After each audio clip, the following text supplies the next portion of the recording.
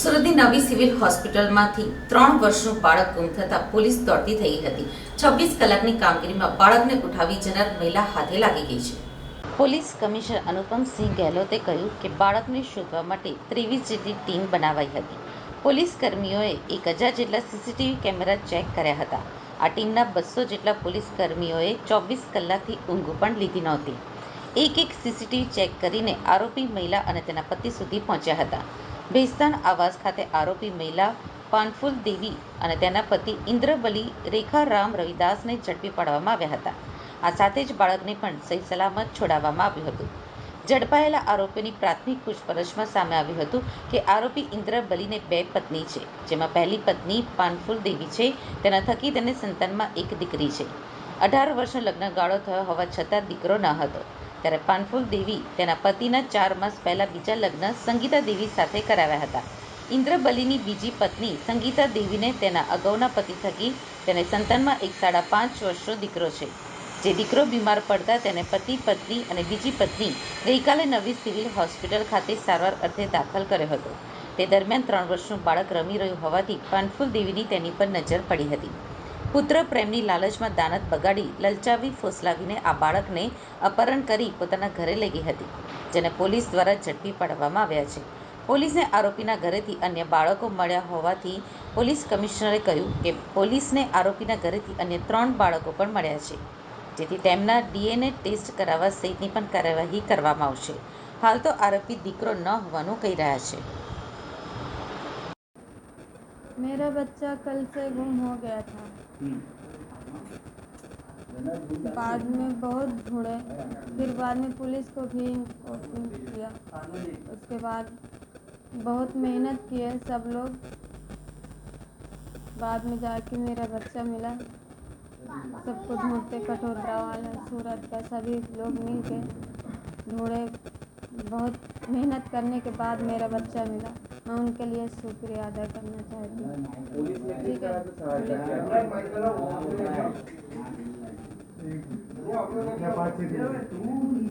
25 જૂનના રોજ નવી સિવિલ હોસ્પિટલ ખાતેથી એક 3 વર્ષ ઉંમરના એક બાળક ગુમ થયા છે એવા જાણકારી પોલીસના લગભગ કરીબ 5:30 વાગ્યાના આસપાસ મળી હતી. અને આ બનાવ કરીબ 1 કલાક પહેલાંના હતા. અને જ્યારે પોલીસને જાણ થઈ તાત્કાલિક જો ખડોદરા પોલીસ અને એસીપી, પીઆઈ બધા લોકો ત્યાં જગ્યા પર પહોંચી ગયા. અને એના પછી જો ક્રાઇમ બ્રાન્ચની ટીમ, એસઓજીની ટીમો પર જો ઇન્ફોર્મેશન આપવામાં આવી અને તમામ ટીમો સાથે આ તપાસમાં લાગી ગઈ. તો જેટલા બી ટીમો હતી અલગ અલગ 23 જેટલી ટીમો બનાવવામાં આવી છે. આ સમગ્ર ટીમોના અલગ અલગ પ્રકારના કામોને વહેંચણી કરવામાં આવી. અલગ અલગ પ્રકારના જો ખાસ કરીને પહેલાં મારી પાસે હતા કે સીસીટીવી કેમેરા તાત્કાલિક જોઈએ કે આ બાળક બહાર નીકળ્યા છે કે નહીં કેમ્પસમાંથી. પછી ધીમે ધીમે જો કેમેરાઓ જોવામાં આવેલા તો ત્યારે એના એક લેડી સાથે આ બાળક, લેડી એના હાથ પકડી લઈ જતી હોય એવા પ્રસ્તાવિત થયેલ, જેથી તાત્કાલિક જો ટીમો 1 by 1 આગળના કેમેરાઓ જોવાના, સાથોસાથ જો અમારા ટેકનિકલ એવિડન્સ કલેક્ટ કરવાના હોય છે, અમારા જે હ્યુમન ઇન્ટેલિજન્સ હોય છે કે આ પ્રકારના કોઈ લેડીને કોઈ જોયા હોય, આ પ્રકારના કામો ચાલુ થઈ. તો 23 ટીમ આખા સતત ગઈકાલથી આ બાળક જ્યારે આપણને મળ્યા તબ તક જો 24 કલાકથી વધુ ટાઈમ બિના કોઈ સોએ આ બધા ટીમો કામ કરતી હતી જોઈએ.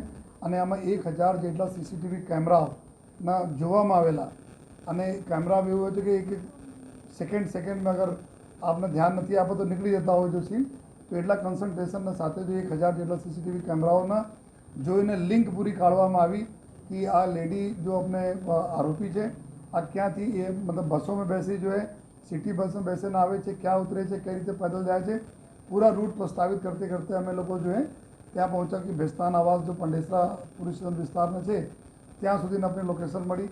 પછી જો અમારા હ્યુમન ઇન્ટેલિજન્સના આધારે જો અમે આ જ કેમેરાઓમાં અમુક લોકોને જો અમે સસ્પેક્ટ લાગતા હતા એના મારફતે અમે જોયા તો એના લોકેશન મળી. પછી તાત્કાલિક જો ટીમો પૂરા ચારો બાજુ ત્યાં વિસ્તારના જો નાકાબંધી કરીને કે અમે લોકો તમામ પ્રકારના જો નેગેટિવ ધારણાઓ સાથે કામ કરતા હતા કે કોઈ આ પ્રકારના ઘટિત બનાવ નહીં બને એના ધ્યાનમાં રાખીને તમામ પ્રિકોશન લઈને બાળક હેમખેડ આપણને મળે અને સાથોસાથ કોઈને નુકસાન નહીં થાય આ દિશામાં કામ કરીને જો ટીમો જો કામ કરી તો આ બાળકને સહી સલામત રિકવર કરવામાં આવેલા. આ અગાસી ઉપર આ લેડી જો આરોપી છે એના સાથે આ બાળક મળા આપણને જોઈએ. અને ત્યારે એના જ્યારે બાળક રિકવર કરવામાં આવે અને આરોપી અને એના હસબન્ડ, જો આરોપી લેડી છે એના હસબન્ડ જો છે જો ટ્રક ડ્રાઇવિંગના કામ કરતા હતા ત્યારે કોઈ કામ નથી કરતા, તો એના બી ખબર હતી, એના જો વાઈફ હતી એના પણ બતાવ્યા હતા કે અમે બાળક આ રીતે જો અમે સિવિલ હોસ્પિટલમાંથી ઉપાડીને લઈ આવ્યા છીએ, છતાં જો આ કોઈને ઇન્ફોર્મ નથી કર્યા અને એકદમ રૂટીન ચાલતા હતા આ લોકોને. તો અત્યારે આ જો બે આરોપી છે અમારા, એક ઇન્દ્રવલી રેખારામ જો એના હસબન્ડ છે અને જો પાનકુલ દેવી જો આરોપી મુખ્ય આરોપી જો બાળકને ઉપાડીને લઈ ગઈ આ છે. જો અત્યારે એના જ ત્યાં ઘરથી જો એવું આપણને જાણવા મળ્યા, જો અત્યારે આરોપી પ્રાથમિક પૂછપરછમાં બતાવે છે કે એનાથી એક દીકરી થઈ હતી અને બીજા વાઈફ એના હસબન્ડ અત્યારે બીજા વાઈફ 6 મહિના પહેલે કર્યા, તો આ વાઈફ પાસે એક પહેલા હસબન્ડથી જો એક બાળક હતા, તો મારે પાસે બાળક નહીં હતા એના માટે અમે બાળકને લઈ ગયા. લેકિન અત્યારે આ થિયરી પર અમે માનતા નથી, કારણ કે એના ઘરમાં ઓલરેડી એક બાળક હતો, તો બીજા સાથે રહેતો તો બીજા બાળકની શું જરૂર હતી. સાથોસાથ 2-3 બાળકો ત્યાંથી ઓર અમે મળ્યા છે.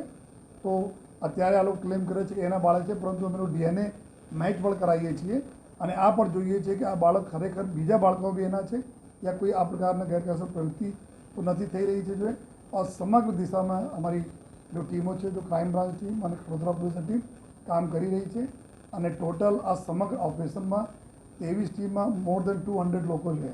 10 લોકો કન્ટિન્યુ 24 કલાક જોડાયા હતા. જોઈએ 1000 से ज़्यादा અમે લોકો CCTV કેમેરા જોયા અને જેટલા બી લાખો કોલ ડિટેલ્સ બારેમાં જો એનાલિસિસ ચાલતા હતા, તો કોઈ પણ પ્રકારના કસર આપણી સુરત સિટી પોલીસે બાકી નથી રાખી અને હેમખેમ બાળક મળે અમને માટે અમે લોકો સૌભાગ્યશાળી છીએ કે બાળક અમને સહી સલામત મળે.